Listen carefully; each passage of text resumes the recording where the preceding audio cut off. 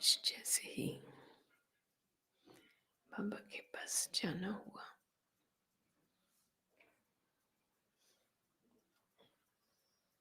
तो ऐसा लगता था बाबा के पास पहले से ही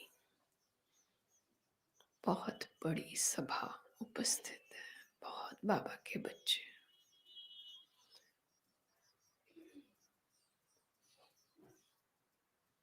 बाबा ने कहा, आओ बच्चे, आज तो बाबा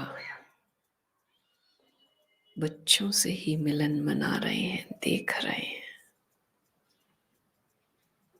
कितना खजाना बच्चों ने भरा है, झोली कितनी भरी है, कितनी खाली है, सबकी भर गई या अभी भी बहुत हैं जिनकी झोली खाली है। तो बाबा ने कहा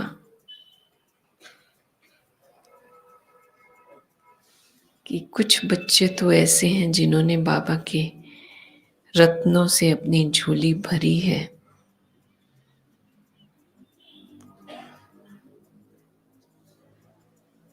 और कुछ ऐसे भी हैं जिनकी झोली कुछ खाली है।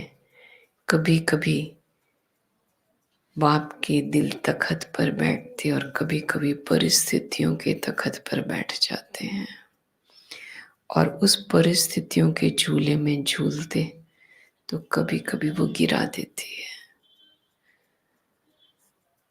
जैसे साकार में झूला झूलते हैं तो किनको झूला झूलने का टैक्ट बहुत अच्छा आता है, ऊपर तक जाते हैं, और कोई फिर गिर भी पड़ते हैं।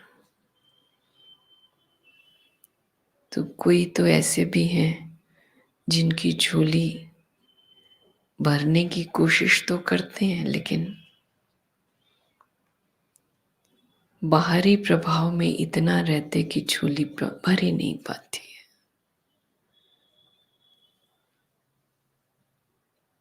तो बाबा ने कहा, अपने को देखो, आप बच्चे भरपूर वाले हो,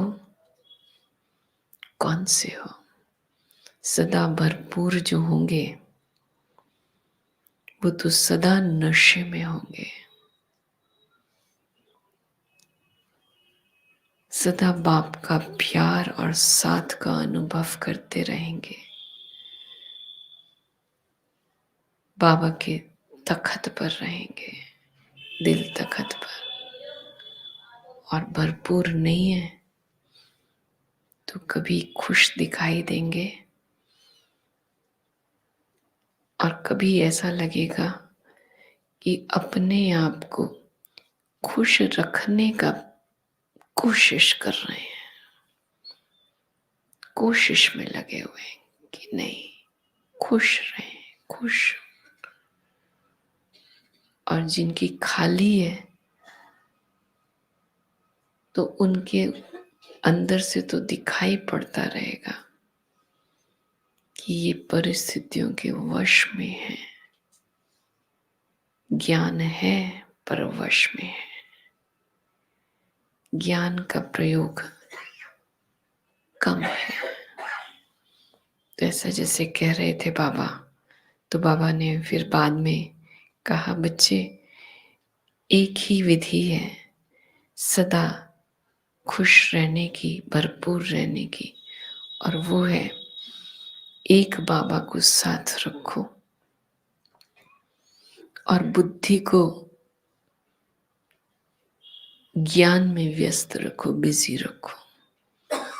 दुनिया में भी कहते हैं अगर बुद्धि बिजी नहीं है तो भटकाव आता है। इस मन और बुद्धि को बिजी रखो, और ये बिजी भी यही बाप में रहना चाहिए, कहीं और ना जाए। ये लगाम पक्की रखो, और जितना ये पक्का होता जाएगा उतना सहज ही उड़ते रहेंगे। तो फिर जैसे बाबा को भोग भी स्वीकार कराया, और बाबा फिर ऐसा महसूस हुआ कि बाबा बहुत प्यार से दूर दूर तक जैसे देख रहे हो बच्चों को, और हम नीचे आ गए।